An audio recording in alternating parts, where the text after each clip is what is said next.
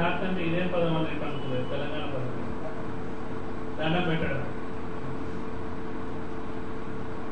ఈ తెలంగాణ భాషను ఎవాల్వ్ చేసుకోవాల్సిన అవసరం, అనుసరించడం కన్నా కూడా తెలంగాణకు ప్రత్యేకమైన తెలంగాణ ముద్ర ఉన్నటువంటి భాషను తయారు చేసుకోవాల్సిన అవసరం. ఎందుకంటే నేను టెక్స్ట్ బుక్ కమిటీ సభ్యుడిగా ఉండి పాఠ్య పుస్తకాలు 1 నుంచి 10వ తరగతి వరకు మార్చడం జరిగింది.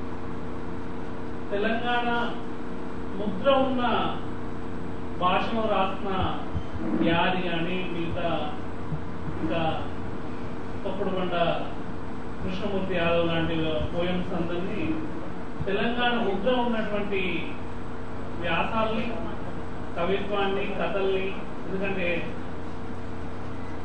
పాకాల యశోదారెడ్డి, వట్టుకోట ఆడవాల్సిన కథలు కూడా తీసుకోవడం జరిగింది పాఠ్య పుస్తకాలు. ఇవన్నీ తెలంగాణ ముద్ర ఉన్న భాషలో ఉన్నాయి. ఇవి పెట్టిరు. ఆ తర్వాత వీటికి ప్రశ్నలు అడిగేటప్పుడు ఆంధ్ర భాషలో ఇప్పటి వరకు ఉన్నటువంటి ఆంధ్ర భాషలోనే ఆ ప్రశ్నలను అడగడం జరిగింది. వాడు పాఠ్య పుస్తకంలో తెలంగాణ ముద్ర ఉన్నటువంటి భాష చదువుకోవడం, ఆ భాషను మళ్ళీ రాసేప్పుడు వచ్చేసరికి ఆంధ్ర భాషలో ప్రశ్నలు అడుగుతా ఉన్నారు. ఇదేంటి మరి ఇబ్బంది అవుతుంది కదా అంటే, ఇప్పుడు మన విద్యార్థులు ఇంకా మానసికంగా సంసిద్ధంగా లేరు కాబట్టి ఆ భాషను ఇప్పుడే తెలంగాణ భాషను పెట్టలేము అని చెప్పి కమిటీలో ఉన్న వాళ్ళు నిర్ణయించడం జరిగింది. నేను, మా మిత్రుడు సుబ్బిరెడ్డి నారాయణ రెడ్డి ఇప్పుడు కాకుండా ఎప్పుడు కాదు, ఖచ్చితంగా ఇప్పుడే పెట్టాలని చెప్పి 1 నుంచి 10వ తరగతి వరకు ప్రశ్నలు ఫ్రేమ్ చేసేది కూడా తెలంగాణ భాషలోనే ప్రశ్నలు ఉండాలి అని చెప్పి అన్నాము. కానీ అది అమల్లోకి రాలేదు. అదొక దురదృష్టం. ఎందుకంటే భాష ఎవరు కావాలి అంటే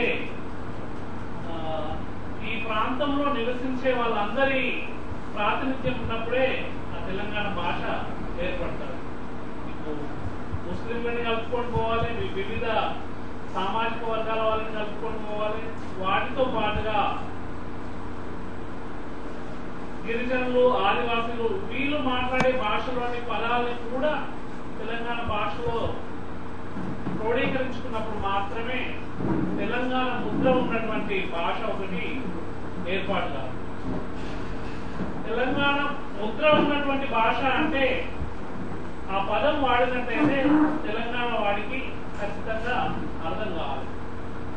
ఇప్పుడు తెలంగాణలోనే వివిధ సామాజిక వర్గాలు వివిధ ప్రాంతాల్లో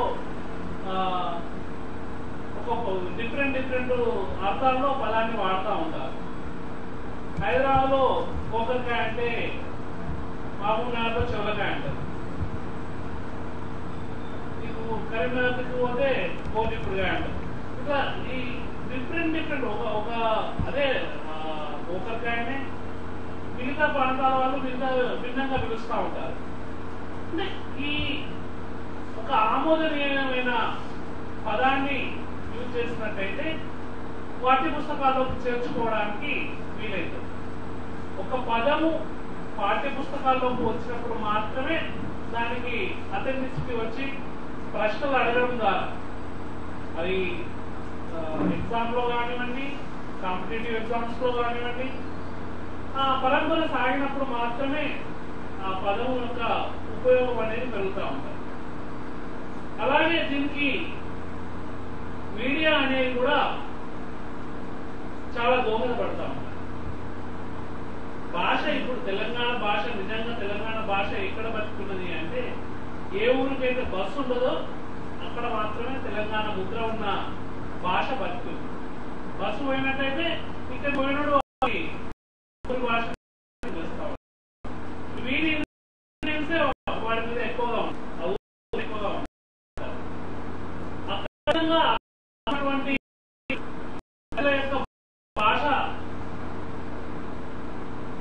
మనం పాఠ్య పుస్తకాల్లోకి తీసుకోవాలి అంటే దాంట్లో వాటికి ఒక డిక్షనరీ తయారు చేసుకోవాల్సిన అవసరం ఉంది, వ్యాకరణం తయారు చేసుకోవాల్సిన అవసరం ఉంది. వాటితో పాటుగా పత్రికల్లో కూడా తెలంగాణ ముద్ర ఉన్నటువంటి భాషలో రాయాల్సి ఉంది. నాలాంటి వాళ్ళు కూడా అది ప్రయత్నపూర్వకంగా రాస్తే గానీ సాధ్యం కావడం లేదు. ఎందుకంటే అంత కరెక్ట్ అయిపోయినాం మనం ఆంధ్ర భాష తోటి. కథలు రాసినా కూడా మన వాళ్ళు తెలంగాణ భాషలో కథలు రాయాలని చెప్పి కూర్చొని మొత్తం కథ రాసేసరికి అందులో 70% ఆంధ్ర పదాలు ఉంటా ఉన్నాయి. వాటికి సరి అయిన అర్థాలు ఉన్నటువంటి తెలంగాణ పదాలు ఉన్నప్పటికీ ఆ పదాల యొక్క ప్రాచుర్యం లేకపోవడంతో హఠాత్తుగా అదే ఫ్లోలో వినియోగించడం అనేది కుదరడం లేదు. తెలంగాణ వాళ్ళే కథ రాసుకున్న తర్వాత మళ్ళీ ఆంధ్ర భాషలో కథ రాసుకొని కూర్చొని దిద్దుకొని తెలంగాణ భాషలో దాన్ని తర్జుమా చేసుకోవాల్సి వస్తాం. నిజంగా ఇప్పుడు ట్రాన్స్లేట్ చేసుకోవడం ఆంధ్ర భాష నుంచి తెలంగాణ భాషలోకి కథల్ని ట్రాన్స్లేట్ చేసుకొని వేయడం జరుగుతుంది. మేము దాంట్లో భాగంగానే రంది అనే కథా సంకలనాన్ని తెలంగాణ ముద్ర ఉండే విధంగా తీసుకురావడం జరిగింది. ఈ మీడియా అనేది నిజంగా కూడా అదే ఇంతకుముందు చెప్తున్నట్టు పత్రికలు కేవలం ఒక పత్రికలే కాదు, పత్రికల్లో ఎడిటోరియల్ తో పాటు ఎడిట్ పేజ్ లో ఉన్న వ్యాసాలే కాదు, అన్ని వ్యాసాలు హెడ్డింగ్స్ తో సహా అన్ని తెలంగాణ ముద్ర ఉన్న భాషలో పెట్టినట్టయితే అది ప్రజలకు కూడా వెళ్ళిపోతారు. జయశంకర్ సార్ చెప్తా ఉంటుంది, జైలు నుంచి ఖైదీ పరార్, జైలు ఖైదీ పరార్ 3 ఉర్దూ అయినప్పటికీ తెలంగాణ వాళ్ళందరికీ ఈజీగా అర్థమయ్యే పదాలు. అట్లాంటి పదాలు తెలంగాణ వాళ్లకు సునాయాసంగా అర్థమయ్యే పదాలని ఇన్కార్పొరేట్ చేసుకుంటుంటే భాషను ఎంట్రీట్ చేసుకోవాల్సిన అవసరం ఉంది. అలాగే ఇప్పుడు టీవీ మాధ్యమం వచ్చింది. టీవీ మాధ్యమంలో కేవలం గతంలో కూడా ఇప్పటికీ కూడా తెలంగాణ భాష వాడేదంటే అదేదో అవమానం కోసానికి లేదా ఏకశక్తం చేసేందుకు దాన్ని బద్నాం చేసేందుకే ఆ భాషను వాడుతూ ఉన్నారు. ఎందుకంటే మన కొమ్మినేని శ్రీనివాసరావు ఉన్నాడు, ఆయన ఎన్టీవీలో మామామియా అని చెప్పి ఒక ప్రోగ్రాం వస్తుంది. ఆ మామామియా ప్రోగ్రామ్ లో ప్రతి క్షణక్షణం ఆరిబడవా ఆరిబడవా అంటారు. బడివే అంటే ఉర్దూలో పెద్ద అంతే, వాడంతా సునాయాసంగా వాడేస్తా ఉంటాడు ఆ పదాన్ని. మొత్తం మన ఇంట్లో కూర్చొని మాట్లాడుకుంటే ఆ పదం విన్నప్పుడు అది మనకు షాక్ అయిపోతాం, దానికి అర్థం తెలుసుకున్న వాళ్ళం. అంటే వాడు తెలంగాణ భాషని ఎంత నీచ స్థాయిలో చూపించాలంటే అంత నీచ స్థాయిలో చూపిస్తూ ఉంటారు. ఈ టీవీ మాధ్యమంలో తెలంగాణ వాళ్ళు ఎక్కువ పోయినట్టయితే తెలంగాణ వాళ్ళు టీవీ మాధ్యమంలోకి వచ్చి వీరంగం చేసి అసెంబ్లీలో ఏం జరుగుతుందనే దాన్ని టీవీ లేని వాడు ప్రసారం చేసేసరికి వాడి పరిస్థితి ఏమైందో కూడా మనకు అర్థమవుతాం. ఎందుకంటే వాడు తెలంగాణ భాషని స్క్రిప్ట్ లో ఉండాలి అని చెప్పి వీళ్ళకు తాగుడు తప్ప ఏం రాదు, అదే మన ల్యాప్టాప్ ఇస్తే ఏదో మర్చిపెట్టుకుంటారు అని చెప్పి ఆ భాషను అట్లా ఉపయోగించు. అంటే భాషను తెలంగాణ భాషను దాని మీద పట్టు ఉండి దానికి శిక్షణ ఇవ్వాల్సిన అవసరం ఉంది. ఎందుకంటే మనం ఖచ్చితంగా చాలా పదాలు ఉన్నాయి. నేను ఈ మధ్యన సురమూలి కథలు తీసుకురావడం జరిగింది. సురమూలి కథలలో తెలంగాణకు సంబంధించిన ఒక స్టైల్ షీట్ లాగా అన్ని పదాలు మన పుస్తకాన్ని దాంట్లో వచ్చిన తెలంగాణ పదాలని లిస్ట్ అవుట్ చేసినట్టయితే ఒక 1000-2000 పదాలు ఉంటాయి. ఆ 1000-2000 పదాలకు కనీసం ఒక 20-30 వాటికి మాత్రమే ఇప్పుడున్న తెలంగాణ వాళ్లకు అర్థం కాదు. అంటే స్కూళ్ళల్లో ఉండే వాళ్ళకు ముఖ్యంగా ఈ స్కూళ్ళల్లో ఉండే వాళ్ళకు ముఖ్యంగా స్కూళ్ళల్లో ఉండే వాళ్ళకి ఆ భాష అర్థం కావాల్సిన అవసరం ఉంది. ఈ భాష అర్థం కావాలంటే ఆ డిక్షనరీ ఖచ్చితంగా రావాల్సిన అవసరం. ఇది ఒకటే కాకుండా టీవీ పత్రికలే కాకుండా సినిమా రంగం కూడా చిన్నపిల్లల దగ్గర నుంచి వృద్ధుల వరకు చాలా ప్రభావం చూపిస్తారు. దానంత పవర్ఫుల్ మాధ్యమం ఇంకొకటి లేదు. కానీ ఆ మాధ్యమంలో వాడే భాష అంతా ఆంధ్ర వాళ్ళు వాడే భాషనే. ఆంధ్ర వాళ్ళు వాడే భాష కాకుండా కనీసం తెలంగాణ స్టోరీ ఉన్నప్పుడైనా, తెలంగాణ వాళ్ళు తీసినప్పుడైనా తెలంగాణ ముద్ర ఉండేటువంటి భాష ఆ సినిమాలో వాడాల్సిన అవసరం ఉంది.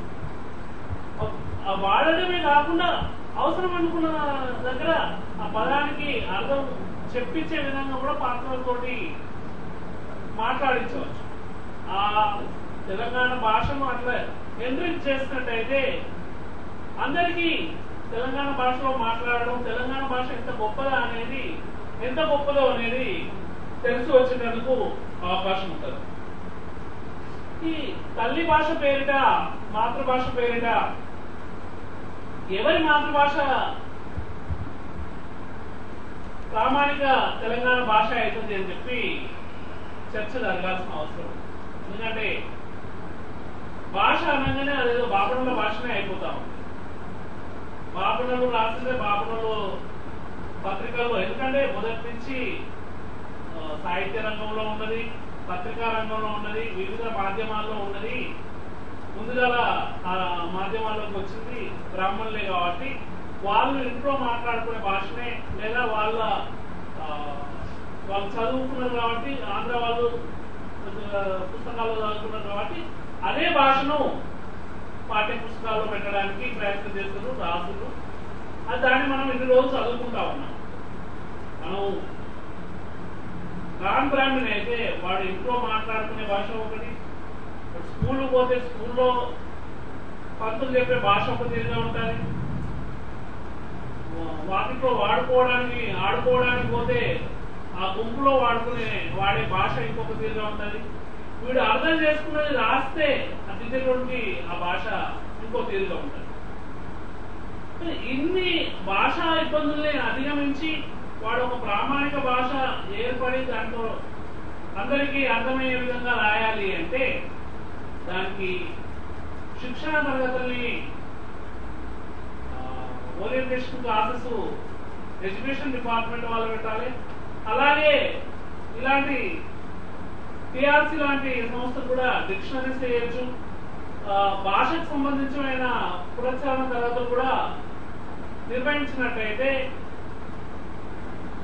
భాష ఎంట్రిచ్ కావడానికి అవకాశం ఉంటుంది.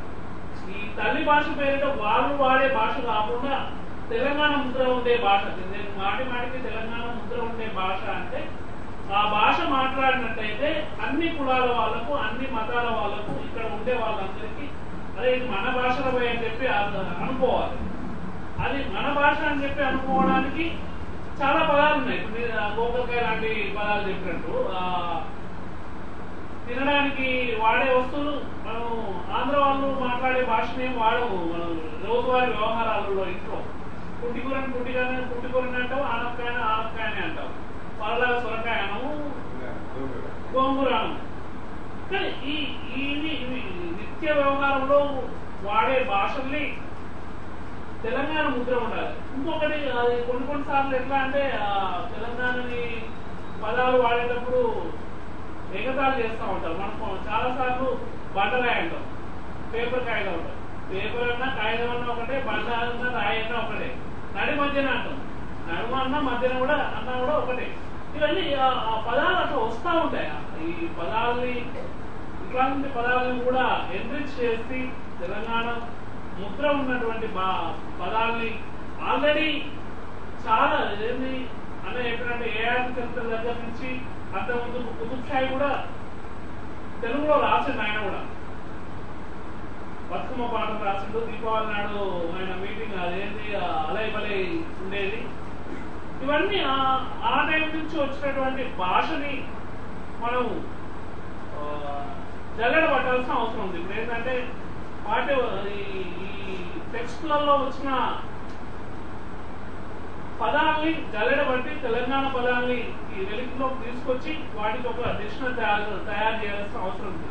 మన నల్గొండ భాస్కర్ రావాల్సి ఉంటేనే ఆయన కొంత మేరకు శ్రమ చేస్తుంది. కానీ అది ఒక 15-20% మాత్రమే తెలంగాణకు దోహదపడతారు. అలాంటి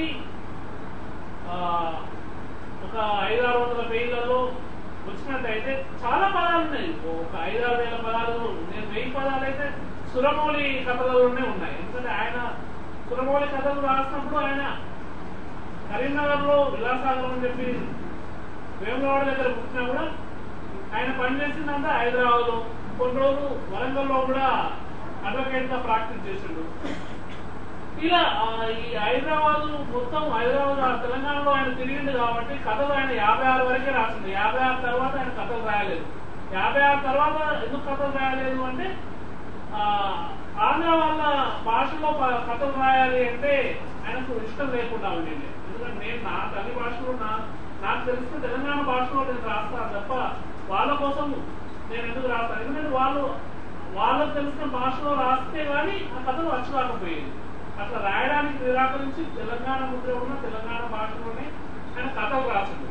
ఆ కథల్ని అట్లాంటి వాళ్ళు, ఎందుకంటే గూడూరు సీతారాం కూడా చాలా కథలు రాసింది. ఆయన భాష అది కూడా ఉండదు. అట్లనే లోకమలంది అని చెప్పి జగన్ విద్య సంఘం అని చెప్పి నవలలు రాసిండు. ఇరువెంటి కృష్ణమూర్తి తెలంగాణ ముద్ర ఉన్న భాషను రాసిండు.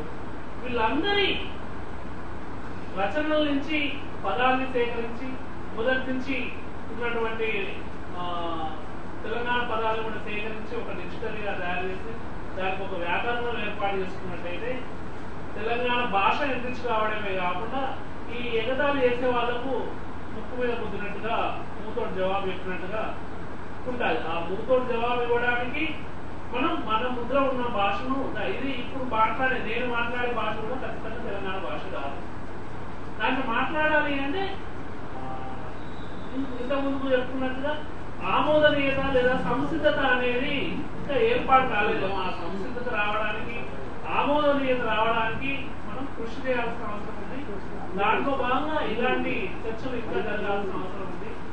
ఇది 17th సెప్టెంబర్ మీద జరగాల్సిన ఉండింది అని చెప్పి నేను అనుకున్నాను. కానీ ఆ రోజు 9th సెప్టెంబర్ అయిపోయిన తర్వాత తెలంగాణ భాషా దినోత్సవాన్ని జరుపుకుంటున్న సందర్భంగా తెలంగాణ భాషని కాలోజీ పేరిట ఏర్పాటు చేసుకోవడం సంతోషకరమే. ఎందుకంటే కాలోజీ వాళ్ళ ఇంట్లో కన్నడ, మరాఠీ, ఉర్దూ, హిందీ, తెలుగు ఇన్ని భాషలు మాట్లాడేవాళ్ళు. అవన్నీ భాషలను కూడా మనం ఈ తెలంగాణ భాషలో ఇవాల్వ్ చేసుకొని వాటిని అన్నింటినీ క్రోడీకరించుకొని మిళితం చేసుకొని తెలంగాణ భాషను ఎంట్రీజ్ చేసుకోవాల్సిన అవసరం ఉంది.